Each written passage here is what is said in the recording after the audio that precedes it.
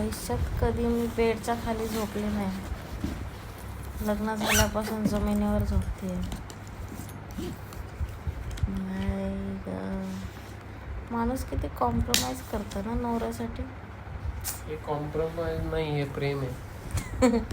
तेच, प्रेम म्हणजेच compromise, compromise म्हणजेच प्रेम.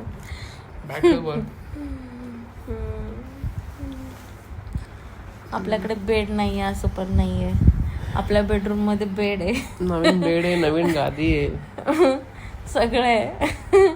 घरात AC पण आहे. तरी आपण जमिनीवर झोपतोय का?